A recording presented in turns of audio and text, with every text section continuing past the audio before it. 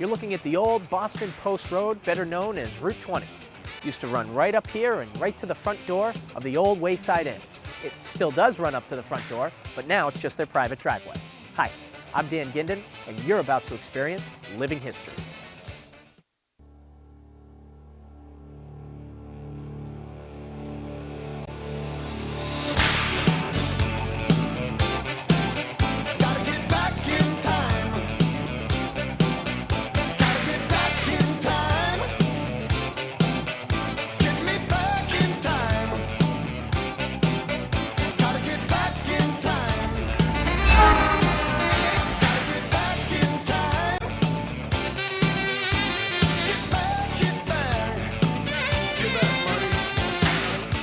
Today on Living History, we've gone over the town line and into Sudbury, where we're going to find out all about the history of the Wayside Inn. We'll also go back to Marlborough and go on a walking tour to find some lost landmarks in the city. But first,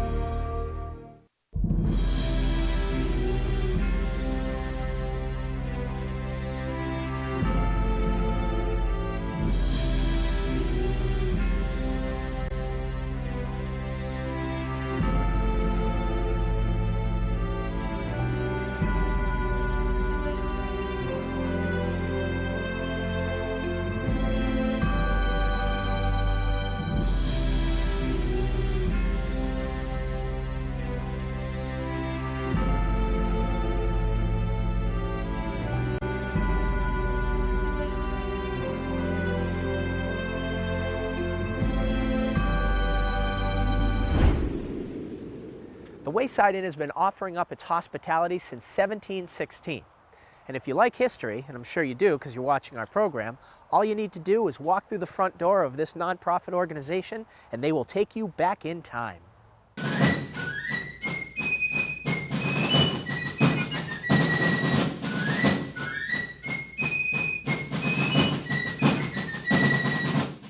This is the Wayside Inn.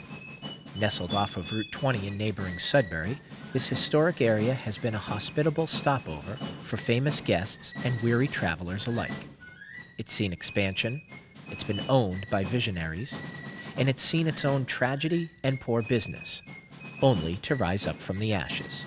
I don't think anybody walking into this, onto this property for the first time really understands just how much history there is here.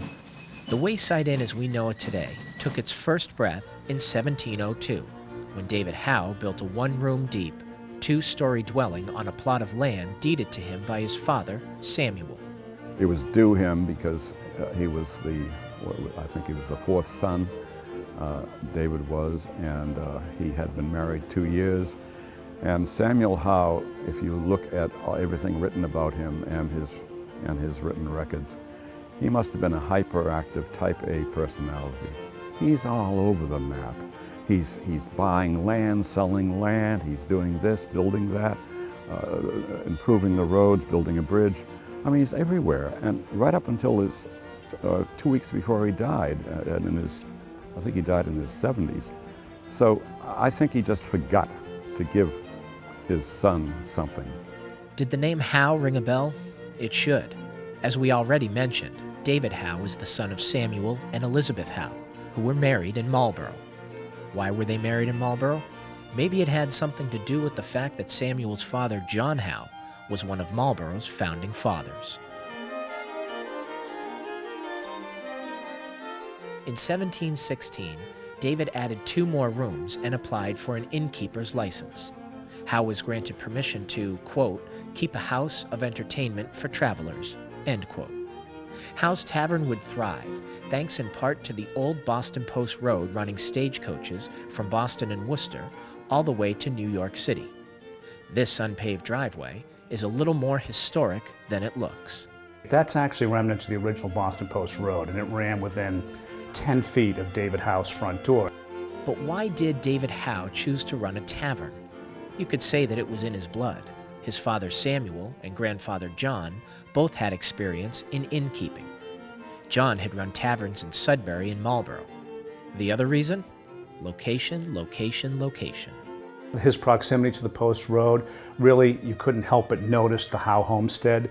But based on his experiences, as well as the geographical location, if you go 20 miles east of here, you hit Boston, 20 miles west of here, you hit Worcester. This really was a perfect midway stopping point for any stagecoach traffic. It was a way for people in the western part of the state, central western part of the state, get their cattle to Boston for slaughter. So these inns popped up every 20, 30, 50, 60 miles apart to house people while they made that trip. The Wayside Inn is modernized now, but in the early to mid-1700s, it wasn't the most comfortable setting. Well, it wasn't an inn as we would think of it today. It's an ordinary. An ordinary was allowed to entertain strangers and sell alcohol. And so that's all they did. They welcomed you in, and you could stay there. You were essentially taken in by the family for a few days, and you slept and ate with the family. There weren't private accommodations, there weren't private eating accommodations. You ate literally family style very early on in early 18th century taverns, especially rural taverns like the Howe's. You know, a lot of people ate with their hands. Utensils were kind of a luxury back then. Low ceilings, fireplaces, heat was coals in a tin that was slipped under the mattress. The bedding was rather rough, but I suppose it worked for the time. People slept in dining rooms. People in the winter slept in front of fireplaces because the hearth was always burning. And in a colonial home where, you know, the average temperature was roughly 45 degrees with fires going, you were as close to a heat source as possible, so everyone, including travelers, could sit their beds, which back then was not an actual framework that we have, wooden framework. A bed back then was a stuffed mattress that could be rolled up and easily stored, brought anywhere you needed it to be. An empty hallway if the house was full, in front of a fireplace. In the morning, the bedding was rolled up, thrown into a 6-board chest and tucked away. You know, bedrooms back then just didn't have the room to designate rooms for specific functions back then. Rooms served many different purposes back then in a colonial home. The tavern, of course, had a bar. Although they were not called bars back then, something hanging above them is responsible for the eventual name of bars everywhere. There were times of the day and certainly times of the week you didn't want people to have access to liquor. So actually creating a locked storage facility was important, and having something that where you could simply lower a cage and close it down to lock it was the most practical. Those bars are essentially the way bars got their names today. On Sundays, the bars were lowered, the bars were locked.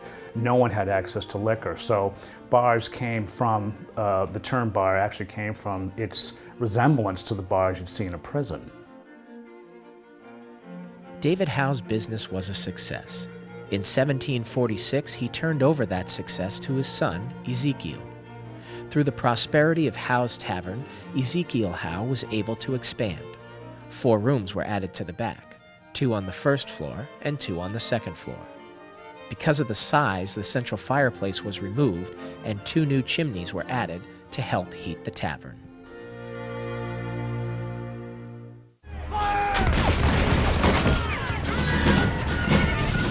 Not only is Ezekiel considered to be the most successful innkeeper, but he was also the only one that gained the rank of lieutenant colonel. It was very common to appoint innkeepers during that period into military service because of their access to fields to train.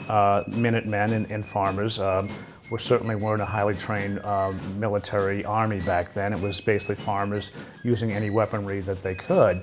But we also know that he had access to food and drink, and that was also an important thing for innkeepers to be doing. He was recognized early on by his men as a leader. So he, being an entrepreneur and inheriting a lot of his abilities perhaps from his father, David and Samuel and John before that, he was also investing in land, but more importantly, he was investing in goods that could be sold to the town or what became the provincial government. He was one of the main suppliers of all their foodstuffs, their flour, their meal packed in barrels, and the ammunition, the black powder, the iron pots. Ezekiel would lead Sudbury farmers to Concord on April 19, 1775. Although he didn't take an active military role, he was in charge of logistics. At this time, General George Washington passed by Howe's Tavern. Washington would pass by again in 1789. His diary makes no mention of stopping there. There were only mentions of stops in Weston, as well as a visit to William's Tavern in Marlborough. In 1796, Adam Howe would take over as innkeeper after the death of his father, Ezekiel. The tavern continued to flourish under the watchful eye of its third generation of Howe ownership. Adam would attach a barn to the east and convert it into a large kitchen with chambers above. For over 100 years, the Howe Tavern was a prosperous business for 3 generations of the family. Its fourth, however, would not experience such success. Adam's son, Lyman Howe, took over as innkeeper in 1830. The tavern would see a steady decline for the next 31 years. There was a lot of rumor and innuendo as to what he might have done business-wise to cause that. But in general, the development of the railway system took a lot of traffic from in front of the wayside, the old Howe Tavern, I should say. And he just didn't get as much business. The Howe family would suffer personal loss as well. In 1840, Adam died at the age of 77, and just 2 years later, Lyman's sister, Jerusha, passed away at the age of 45. Lyman died at the age of 60 in 1861. With no son to pass the family business to, the tavern passed on to extended family. Essentially, it was being run as a boarding house by his relatives. They weren't running as a tavern any longer. Although it would continue on as a homestead and boarding house, a renewed interest in the old Howe Tavern came about thanks to the writings of a poet by the name of Henry Wadsworth Longfellow. At the time, Longfellow wasn't creative writing. He was doing some translation. He was a professor at Harvard, but they were hoping to inspire him to write again. So that one visit he took in October of 1862, he began to conceptualize a book of poems where different characters gather at this country wayside inn, and in front of the fireplace in an old parlor begin to tell the stories of their lives. Tales of a Wayside Inn was published in 1863. He was such a widely read Victorian poet, people were always anxious to get their hands on his work. People also wanted to know what was Longfellow's inspiration. He did say that there was a property in South Sudbury that was the inspirational setting for the book of poems. Even though it was a run-down place, tourists would come from all over just to see what inspired Longfellow. Longfellow was the Rolling Stone of his day. Everywhere he went, people knew him. His engravings of him were very common, not just in the books, but sold separately. So he was a rock star of the day. In 1897, Edward Lemon purchased the property that was now known to most people as the Wayside Inn, thanks to Longfellow. Gone were the days of it being a boarding house. Lemon reopened it as an operating inn. He was successful and also built onto the property, including the dormered windows on the roof. With Lemon's passing, the inn was in need of a new owner in 1923. The one to step forward would be arguably Wayside's most famous. Ford, like a lot of industrialists, wealthy industrialists at the time, were trying to preserve Americana. And in Ford's case, he always thought the old ways were the best ways. Clearly, he put his fingerprint on this area. Ford wanted to transform the Colonial Inn into a living museum of American history. He purchased 3,000 acres of land surrounding the former Howe's Tavern and added 8 new buildings to the site. There were plans for him to build what eventually he did build out in Dearborn, Michigan in Greenfield Village, a multi-building property that very much resembled the village. There's letters in our archives that indicate he eventually planned to have a blacksmith shop here. But what he did was build a grist mill, build a chapel, have a smaller schoolhouse moved onto the property. The grist mill is always a nice attraction. especially if you get there during the right times of the year. Not only is it a tourist destination, but it's also a working mill. In fact, it is the only fully operational mill in the Northeast. Well, our flour here, the whole wheat flour and cornmeal is used at the inn, and that's where most of it goes. Another one of Ford's visions that he brought to life was the Wayside Inn School for Boys to train kids for eventual employment in his Michigan factories. Ford's boys built the Martha Mary Chapel using downed trees from the 1938 hurricane. His Wayside Village project would also change the location of the historic Boston Post Road. He immediately, because of his fame, thought of ways he could preserve the quietness and the ruralness, and eventually did move Route 20, what's known as the Boston Post Road. But it was really moved before that. We have the dirt road that runs directly in front of our inn that used to be the Boston Post Road. A few steps beyond that is Wayside Inn Road, and that was Route 20 for many years. Ford is the one that moved it to the bypass where it outright swings the whole 125 acres, which is our property, from one end of Wayside Inn Road to the other. So traffic's pretty much kept at bay. You don't hear any of the truck noise. And honestly, for him, I think he thought the rattling of the trucks, he was afraid of the foundation and structural integrity of the building. Since the days of Lyman Howe, guests would always sign in so that they could be properly charged for their stay. Edward Lemon was the first to have an actual guest book to sign. In Ford's time, it didn't matter whether you were just having a drink, eating a meal, or staying overnight. You had to sign the guest book. And that's what starts a whole thing of a really interesting guest book, because it captures everybody, and it's their writing. The guest book helped a former curator solidify an unusual experience he had as a 12-year-old as he worked at the Wayside Country Store over the Marlboro line. Lee Swanson explains.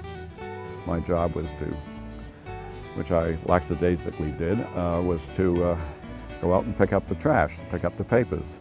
It was a hot July day, but I hear clicking of heels on the asphalt up on Wayside Inn Road, which at that time came straight down at a right angle to and joined onto the Boston Post Road. And I looked up, and suddenly I saw coming from behind the pine trees there a blonde with a white dress. And from the clicking of her heels before I ever saw her, I could tell that this person was mad, furious. She proceeded to very carefully walk across the sandy part between the roads with great difficulty because she had high heels on, down across and cross Route 20, no traffic, and walked about 20 feet in front of me, and all I was doing was, because I recognized her. And she walks across, at that time, our dirt parking lot into the country store. It seemed like minutes went by, and a big white Cadillac convertible with the top down comes roaring down Wayside Inn Road, takes the right-hand turn onto Route 20, cuts right into the parking lot of the country store with a great cloud of dust, brakes in front of the country store.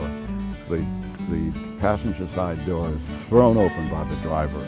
Marilyn Monroe comes out of the country store and gets into the car, slams the door, and Joe DiMaggio drives hell-bent back to what I now know as Framingham, where he's visiting his brother. Until I became curator and created the Wayside Inn Archives, I never had the chance to prove what it is I saw or to add anything else to it, and that was that there was her signature, and I should know exactly what the date was, but I don't remember, in the early 50s, and Marilyn Monroe, it was her signature, and underneath it said George Washington. Now that meant to me, she's very serious and very literate, and her boyfriend, Joe DiMaggio, signs his name George Washington, and she probably took umbrage to it and walked away. In 1944, Henry and his wife Clara placed the original parcel into a nonprofit trust. This would ensure the inn could be enjoyed for decades to come. Ford died just 3 years later. Then the Board of Trust would be made up of the Ford family and business representatives. The trustees began selling off the inn's land holdings in an effort to keep it financially solvent. Greater problems for the inn were on the horizon. A devastating fire crippled the Wayside Inn during the early morning hours of December 22, 1955. Although the cause of the fire has never truly been discovered, there is a case to be made for two potential explanations. It is believed to have been started in the boiler room, or it could have been a smoldering chimney fire. It was a pretty dramatic thing, and I think it was understood that there was some question whether or not the inn would ever rebuild. And they had to go back to the Ford Foundation again. They took $500,000 to essentially get the inn looking as it should, but it required extra funding a few years later. So it didn't open until some 3 years. It burned in December of '55 and did not open again until June of 1958. So there was some question of whether or not we'd ever have the Wayside Inn up and running again. After 1960, the inn was once again a financial success. It's hard to put into words the ambiance and spirit of this historic place. Perhaps it's best if we go with the words by Henry Wadsworth Longfellow. As ancient is this hostelry as any in the land may be, built in the old colonial day, when men lived in a grander way, with ampler hospitality.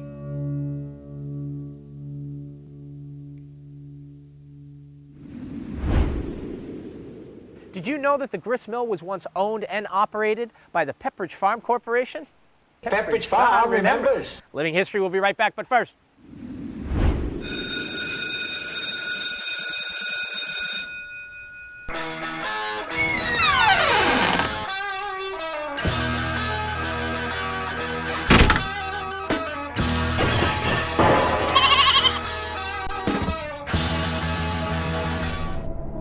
Now it's time for our Living History Pop Quiz question of the day. And our question is, what business used to be run on Lake Williams? A, block ice, B, fishing, or C, no business was run on Lake Williams? We'll be back later in the program with the answer.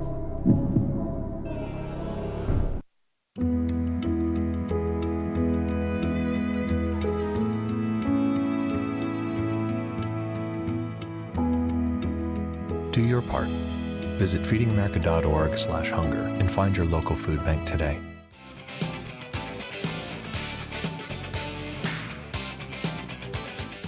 You're watching Living History. If you've just joined us, we've learned all about the historic Wayside Inn in Sudbury. Now, we're going to jump back over the town line to Marlborough, where Bob Kane is going to take us on a Lost Landmarks tour of the city. The Marlborough Historical Society's annual calendar is now available. The 2011 calendar highlights some of Marlborough's lost landmarks. Each month features a historic site in the city that has been lost to time. The Williams Tavern on Route 20 was one such landmark. Now the site of a strip mall, the Williams Tavern would be the oldest tavern in the country if it were still standing today. It had a lot of historical significance because when George Washington was on his way to Cambridge to take over the Continental troops, he stopped at Williams Tavern and slept there and spent the night there, and that's documented in his journals. Then when he became president, he was so impressed with the Williams family and the tavern. I guess when he was visiting the New England states as being the first president, he stopped there and had dinner at Williams Tavern. In March, many local residents may recognize the Lionhurst Ballroom, which was built in 1922. And for years, it was the place to go, overlooking the lake. They had big bands there all the time. Rudolph Valentino was there. Then in the 40s and 50s, they had big bands like Jimmy Dorsey, Guy Lombardo, Duke Ellington, Harry James, and so forth. And it was a dance place mainly. And it was very, very popular. Babe Ruth used to come out when he was living in Sudbury, would come out there to go dancing. And I've heard many, many stories from people about their grandmothers dancing with Babe Ruth out there. How true they are, I'm not sure, but we know that Babe Ruth did come out there. Down on the west side of Lake Williams once stood a chestnut tree known to the locals as the wigwam tree. They called it the wigwam tree because it was a huge, huge tree that was hollowed out in the bottom of it. It looked like a wigwam. It had a big opening to go in. And the Indians wrote that they could fit 19 people inside the tree. Unfortunately, in the early 20th century, the wigwam tree met the same fate as many of the other American chestnuts across New England. An Asian fungus killed this tree and practically all of the chestnut trees across the region. For almost a century, the corner of Mechanic and Lincoln Street was home to a beautiful railroad station. The Fitchburg Depot opened in 1893 and remained online until passenger service ended in 1939. Later, the building served as a car dealership, then as a service station. This landmark was nearly saved. In the 80s, we had a chance to save that. When I was community development director, we had about $14 million in state grants to make what was called a heritage state park up there, which they've done in Lynn and Gardner and other towns. And it was going to take up most of that neighborhood, and that was the problem because we had to take some of the houses in that whole neighborhood rose against the Heritage State Park. The Grand Army of the Republic building once stood on the site of this parking lot at the corner of Rollins Ave and Main Street. The building, which was dedicated in 1892 and demolished in 1980 as part of an urban renewal, is probably best known for what you could find hanging over the front door. It was known mainly for the home of the John Brown Bell. It hung out front up between the second and third floor. They had to have some elderly people that I know said when they were young and they were going to a function in the hall upstairs would always try to get out the window to ring the bell, which was kind of dangerous. So they had to install some type of thing to keep the kids from getting out to the bell. So when they were going to demolish the building, they took the bell, of course, and as we all know, they put it, the Chamber of Commerce helped out, and they put it in the tower down at the Common here, down in the corner of Main and Bolton Street. In addition to the pictures, each month features stories and facts about the different landmarks. The $10 calendar can be purchased at the Peter Rice Homestead, as well as a number of local businesses, including Marlboro Savings Bank, the Chamber of Commerce, and Bouvier Pharmacy. All proceeds go to the Marlboro Historical Society. Earlier in the program, we asked, what business used to be run on Lake Williams? A, block ice, B, fishing, or C, no business was run on Lake Williams. If you said C, you're wrong. The answer is A, block ice. Ice harvesting was a thriving business from the late 1800s through the 1930s, and Lake Williams was once home to the Lake Williams Ice Company and the People's Ice Company. Horse-drawn cutters scored and cut the ice, and conveyors carried the blocks through a tunnel under Route 20 and up to the ice house. If you have any historical stories you'd like to see us cover inside or outside of Marlboro, just let us know. You can email us at livinghistory@wmct-tv.com. We're always listening. That's going to do it for today's episode. I'm Dan Ginden, and we are Living History.